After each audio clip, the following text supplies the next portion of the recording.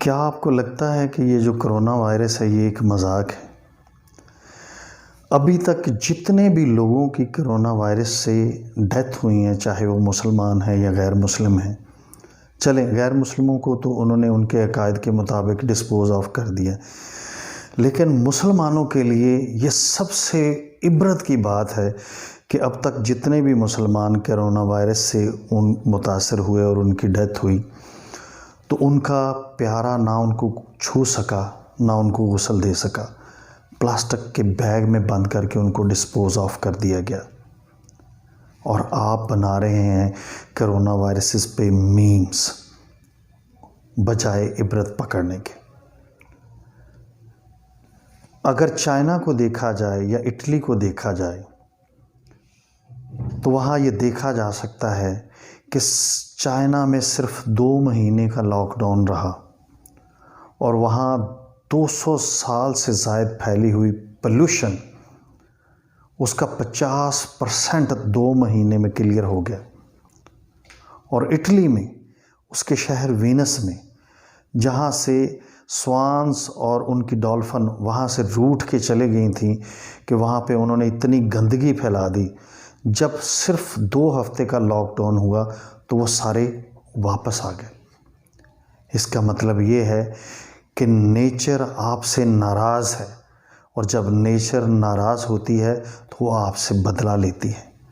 तो ये इबरत पकड़ने का टाइम है, ना कि मीम्स बनाने का और खुदा न खास्ता हुकूमती इक़दामात का मजाक उड़ाने का।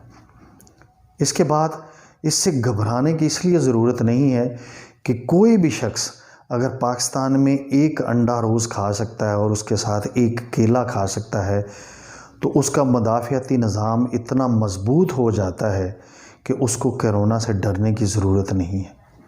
तो खुदारा हुकूमत की बताई हुई हदायत पर अमल करें। और मैं अपने लायंस मेंबर से गुजारिश करता हूं कि मैं अपने तौर पे अपने ताल्लुक़ वाली फैमिलीज़ में, जैसा कि मैंने पहले भी ये एक्सरसाइज की थी, फैसलाबाद ज़िला के तमाम स्कूल्स में और कॉलेजेस में हाथ धोने की प्रैक्टिस उनको करवाई थी, तो अब भी मैं अपनी ताल्लुक़ वाली फैमिलीज़ के घरों में जाता हूं और उनके बच्चों को मैं बता रहा हूं कि हाथ धोएं, सफाई को अपनाएं और एटलीस्ट 8 घंटे नींद पूरी करें।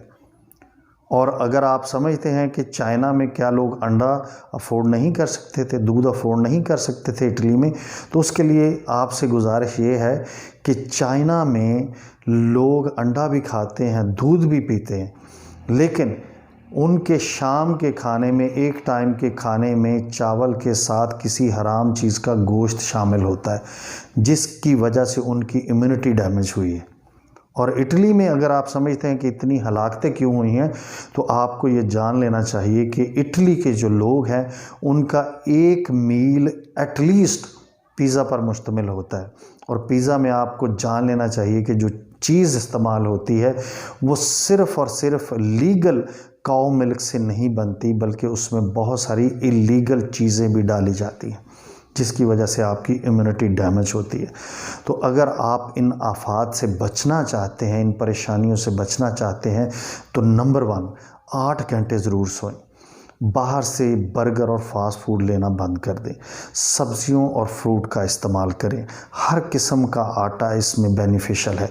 और ये मैं आपको यकीन दिलाता हूँ कि ये जितनी भी इंफॉर्मेशन मैं आप तक पहुँचा रहा हूँ, ये वेरीफाइड इंफॉर्मेशन है और ये ऑथेंटिक इन्फॉर्मेशन है। तो खुदारा इस पे मीम्स बनाना और हुकूमती इक़दामात का मजाक उड़ाना बंद करें। Take it as a serious issue. और मैं समझता हूँ कि उन लोगों के लिए चेतावनी थी जो नेचर को नुकसान पहुंचा रहे थे, जो अपनी लिमिट्स क्रॉस कर रहे थे। और मैं आपको यकीन दिलाता हूं कि this is blessing in disguise. आने वाला वक्त इस दुनिया में एक नई सिविलाइजेशन को तख्लीक करने वाला है। लोग राह रास्त पे आने वाले हैं, लोग सफाई का ख्याल रखने वाले हैं। अपना ख्याल रखें, अपने गिरदोनवा के लोगों का ख्याल रखें और अल्लाह ताला के अहकामात पर अमल करने की कोशिश करें। आप सब लोगों का बहुत शुक्रिया।